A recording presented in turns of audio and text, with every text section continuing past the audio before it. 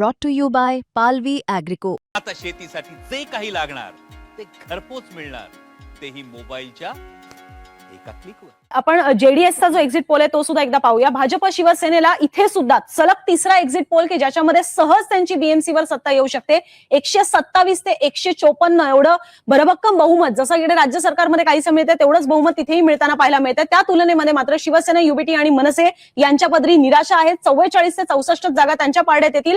काँग्रेस आणि वंचित बहुजन आघाडीचा परफॉर्मन्स सातत्यानं तिसऱ्या एक्झिट पोलमध्ये सुद्धा 16 ते 25च्याच घरामध्ये लिमिटेड आहे आणि इतर ह्यांना इथे स्कोपच नाहीये, त्यांच्या जागाच येणार नाहीत. पण त्यांची मतांची टक्केवारी किती असते हे पाहणं सुद्धा फार इंटरेस्टिंग राहिलं. परत एकदा आपण न्यूज रूम मध्ये जाऊया.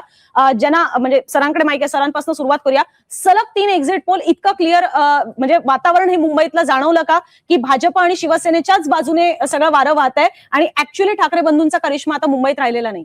नाही, असं काय वातावरण बघा असं की ग्राउंडवरती बघा आकडे तुम्ही एक्झिट पोलची दिसतायत म्हणून तुम्ही जे ग्राउंडवर बघितलं ते नाकारणं हे काही बरोबर नाहीये. ग्राउंडवरती त्यांची वाईब होती का तर होती. आपण ठाण्यातली सभा बघाल, आपण मुंबईतली सभा बघाल, आपण तुम्ही पुण्यातली त्यांची सभा बघाल, नाशिकची सभा बघाल, तर या सगळ्या याच्यामध्ये वाईब होती आणि मराठी माणसांमध्ये एका प्रकारचं चैतन्य होतं का तर त्या सभांमध्ये तर होतं. आता ठीक आहे की 2-3 गोष्टी मुंबईतल्या आपण समजून घेतल्या पाहिजे. एक तर ठाकरेंचा पक्ष फुटलेला आहे, ज्या काही लाभधारक वर्ग आहे तो सगळा शिंदेसोबत गेलेला आहे.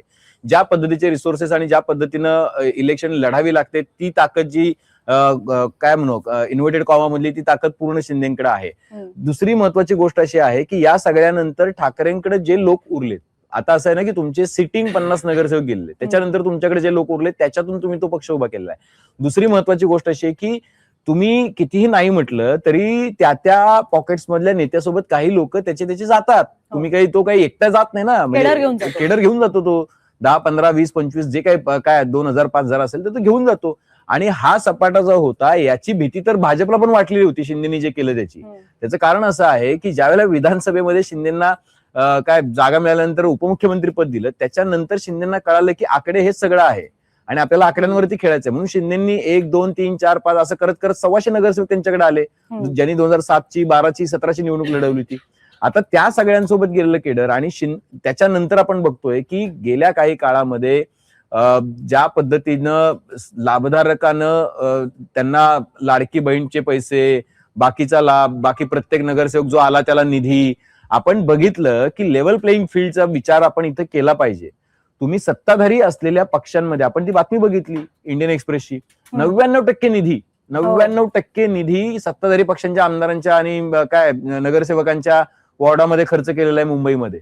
तुम्ही अशा पद्धतीने जर पैसे जाणार असतील किंवा अशा पद्धतीने जर त्याचा वापर होणार असेल तर ते लेव्हल प्लेइंग फील्ड आहे का याच्यामध्ये, हा प्रश्न पण विचारावा लागेल ना. कुठला उद्योजक सोबत आहे आणि कुठला उद्योजक सोबत नाही याही पेक्षा तुम्ही ग्राउंडवरती तुम्हाला आज पण आपल्याला आमदार सांगतील की काही आमदारांना 1 रुपया पण मिळाला नाही, त्यांची आमदारकी 1.5 वर्ष पूर्ण झालं आणि 1 रुपया पण मिळाला नाही त्यांना. तर हे लेव्हल प्लेइंग फील्ड नाहीये. यातच मला फक्त एक ऍड करायचंय. वरुण सरदेसाईंनी सुद्धा याचा उल्लेख केलेला होता की नगरसेवक आता गेल्या 4 वर्षांपासून ऍक्टिव्ह नसल्यामुळे जो आमदार निधी मिळतो तो सुद्धा त्यांना नगरसेवकांची जी कामं असतात ना त्याच्यासाठी ओतावा लागला का तर बीएमसी निवडणूक पहिले आहे, त्यांना पुढे अजून 4 वर्ष जेवढा आमदार निधी मिळेल त्याच्यात ते आमदार निधीचा वापर ऍक्च्युअली आमदारांसाठी करणारी जी कामं असतात त्याच्या वापरतील. पण आता त्यांना मिळणारा निधी हा या सगळ्या ठिकाणी त्यांना घालवावा लागला. पण मला हा प्रश्न आहे ते म्हणजे की खरोखर निधीच्या अनुषंगानं लोकांनी विचार केलेला असू शकतो का? त्यांना निधीची काय पडलेली आहे? विकास कामांच्या अनुषंगानंच काही तो जो असेल तो प्रश्न असेल ना त्यांचा. बघा असं आहे की मुंबईची इलेक्शन केवळ विकासावर जाते का तर मला असं वाटतं की विकासावरती खूप कमी जाते, ती इमोशन्स वरती जास्त जाते. आपण प्रत्येक वेळेला 2012च्या 17च्या इलेक्शन मध्ये पण 2012च्या इलेक्शन मध्ये एक घोषणा होती की करून दाखवलं. 2017 मध्ये पण आपण बघितलं की ज्या पद्धतीने इलेक्शन झाली आणि काय 2 पक्ष एकत्र लढले, म्हणजे एकमेकांसमोर लढले जे सत्ताधारी होते. म्हणजे इथेच तुम्ही मंत्रिमंडळामध्ये एकत्र बसायचं आणि दुपारी नंतर सभेमध्ये एकमेकांवरती फैरी झाडायच्यात. म्हणजे कल्याण, डोंबिवली, ठाणे, पुणे, मुंबई सगळीकडे आपल्याला ते बघायला मिळालं चित्र. प्रश्न असा आहे की या सगळ्यामध्ये आता मुंबईची डेमोग्राफी आणि टोपोग्राफी दोन्ही बदलत. जसं म्हणाल तो हिंदू मराठी आहे, तो मराठी आहे, मग तो काँग्रेसचा सेक्युलर मराठी आहे, मग तो परत त्याच्यामध्ये काय दलित मराठी आहे, मग तो मुस्लिम मराठी आहे. तर या सगळ्या फॅक्टर्समध्ये तो विभागला गेलेला आहे.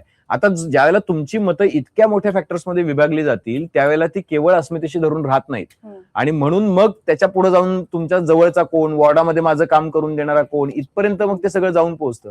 सो मला असं वाटतं की हे इमोशन जे होतं मुंबई मराठी अस्मिता, ते इमोशन अगदीच निग्लिजिबल होतं का तर निश्चित नाही. मला असं वाटतं की जी निरीक्षण तुम्ही ग्राउंडवरती बघितली ती मांडायला पाहिजेत आणि त्याच्याबद्दल तुम्ही काय म्हणतात त्याला की फर्म असलं पाहिजे. मतदानाला ज्या वेळेला तुम्हाला हे गणित आहे, हे हे मॅथमॅटिक्स आहे. अलीकडचं राजकारण हे मॅथमॅटिक्स पण आहे आणि भाजपनं ते अधिक मॅथमॅटिकल करून ठेवलेलं आहे.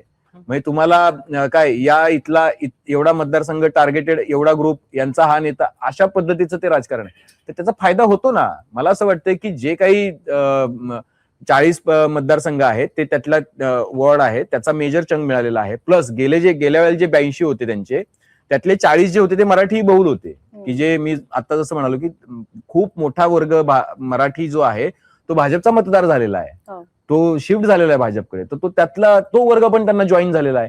प्लस शिंदे त्यांना जॉईन झालेले आहेत. प्लस मराठी जे ठाकरेंकडून तुटलेले, आता आपण बघितलं की इथं शेवटच्या क्षणाला म्हणजे निष्ठा इतकी ठिसूळ झालेली आहे की दगडू सकपाळ काल म्हणत होते आणि संतोष धुरी, दगडू सकपाळ वगैरे ही सगळी मंडळी निघून गेली.